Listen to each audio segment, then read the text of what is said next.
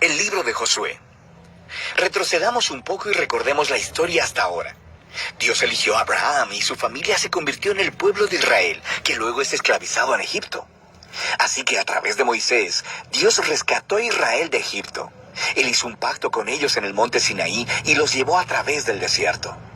Así que después de esto, Israel hizo campamento afuera de la tierra prometida, y Moisés les llamó a obedecer los mandamientos de Dios para que pudieran mostrarle a todas las otras naciones cómo es ese Dios. El libro de Josué continúa justo después de que Moisés ha muerto, e Israel está listo para entrar a la tierra. La historia de Josué está diseñada con 4 movimientos principales.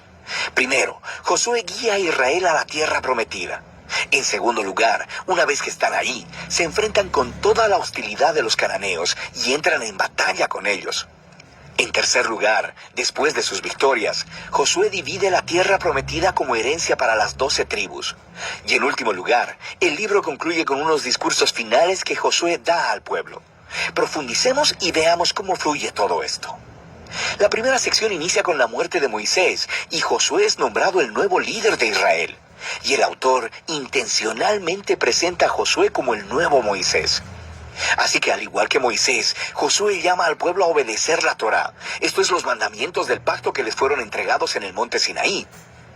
Y luego, Josué envía espías a la tierra, justo como Moisés lo hizo en Números capítulos 13 y 14, excepto que esta vez las cosas van mejor. De hecho, algunos cananeos incluso cambian de religión y deciden seguir al Dios de Israel. Luego, Josué lidera a todo Israel a través del río Jordán hacia la tierra prometida. Justo como el mar se abrió para Moisés en el Éxodo, aquí también se abre el río Jordán, y los sacerdotes llevan el arca del pacto a través de él, guiando a todo Israel. Ahora, en el capítulo 5, la historia hace una transición.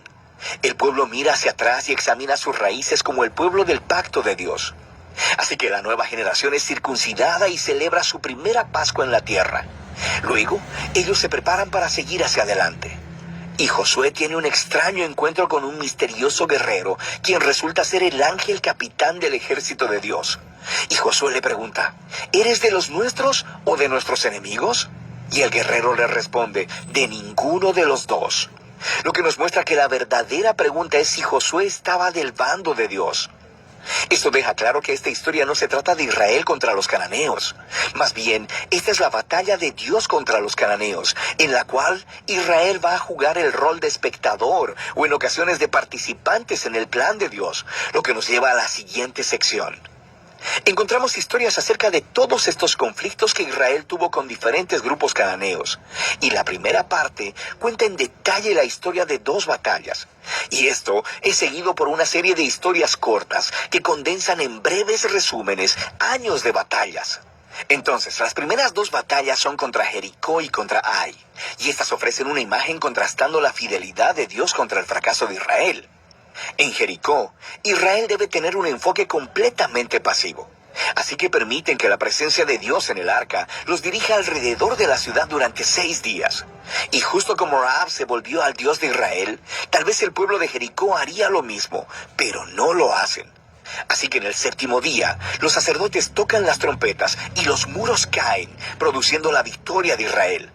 El punto de la historia es que Dios es quien librará a su pueblo. Israel solo necesita confiar y esperar. Ahora, en la siguiente historia de la batalla en Ai, se señala el punto opuesto. Hay un israelita llamado Acán, y él roba de Jericó algunos de los objetos preciosos que solo le pertenecen a Dios, y también miente sobre ello. Esto es algo bastante absurdo después de lo que Dios acaba de hacer por Israel. Así que Israel empieza su batalla con la ciudad de Ai y son completamente derrotados.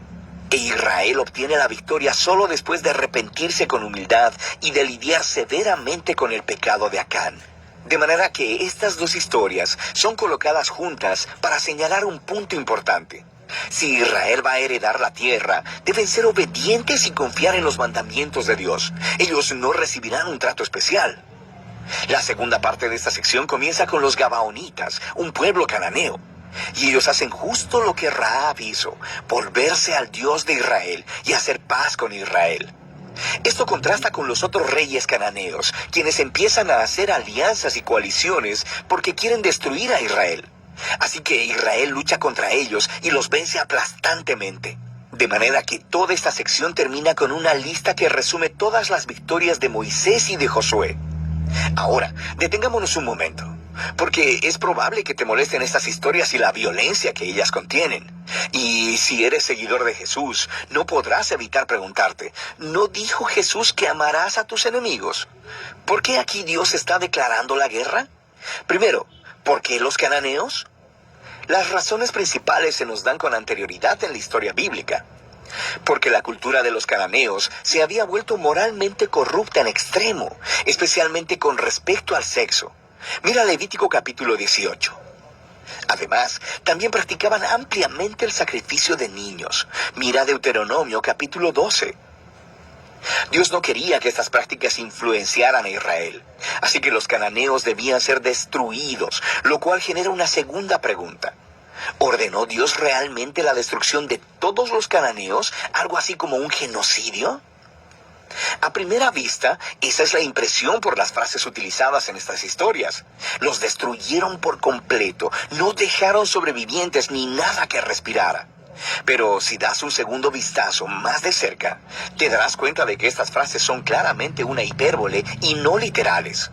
Así que regresa a los mandamientos originales sobre los cananeos en Deuteronomio 7. Primero se le dice a Israel que expulsen a los cananeos y luego que los destruyan totalmente. Y estas instrucciones están seguidas de mandamientos sobre no casarse ni hacer negocios con ellos. No puedes casarte con alguien que has destruido. Así que ya entiendes el punto. La misma idea aplica a las historias en Josué. Míralas de cerca. Por ejemplo, se nos dice en Josué capítulo 10 que Israel no dejó ningún sobreviviente en las ciudades de Hebrón o de Bir. Pero luego, en el capítulo 15, vemos que estas ciudades todavía están pobladas de cananeos. Así que lo que vemos es que la narrativa de Josué cuadra bien con otros registros antiguos de batallas al utilizar lenguaje hiperbólico y no literal como parte de su estilo narrativo. De manera que la palabra genocidio no encaja con lo que vemos aquí, especialmente a la luz de las historias de los cananeos que sí aceptaron al Dios de Israel, como Rahab o los Gabaonitas. Dios estaba abierto a aquellos que se volvieran a él. Una última cosa que debemos considerar es que estas historias marcan un momento único en la historia de Israel. Estas batallas estaban limitadas a un puñado de pueblos viviendo en la tierra de Canaán. Con todas las demás naciones, Israel estaba llamado por Dios a buscar la paz. Mira Deuteronomio capítulo 20. Así que el propósito de estas historias de batalla nunca es decirle al lector que vaya a ejercer violencia en el nombre de Dios. Más bien, estas historias muestran a Dios llevando su justicia sobre la maldad humana en un momento especial de la historia y de cómo Él libró a Israel de ser aniquilado por los cananeos. Ahora, regresemos al diseño del libro. Después de años de batallas, vemos a un envejecido Josué y quien empieza a dividir la tierra entre las 12 tribus de Israel. Y la mayor parte de esta sección es una lista de fronteras. Y seamos honestos, es un poco aburrida. Es como leer un mapa que no tiene imágenes. Pero para los israelitas, estas listas eran muy importantes. Este era el cumplimiento de las antiguas promesas de Dios a Abraham, de que sus descendientes heredarían la tierra prometida. Así que ahora todo estaba sucediendo hasta el mínimo detalle, lo que nos lleva a la sección final. Josué da 2 discursos al pueblo. Son muy similares a los discursos finales de Moisés en Deuteronomio. Josué les recuerda sobre la generosidad de Dios, cómo Él los trajo a la tierra prometida y los rescató de los cananeos. Así que les llama a alejarse de los dioses cananeos y a ser fieles al pacto que hicieron. Si así lo hacen, esto los llevará a la vida y la bendición en la tierra. Pero si son infieles, Israel mismo hará que caiga sobre sí el mismo juicio divino que experimentaron los cananeos. Serán expulsados de la tierra hacia el exilio. Así que Josué deja a Israel con una decisión pendiente. ¿Qué hará Israel? Esta es la gran pregunta que surge mientras la historia termina. Y este es el libro de Josué.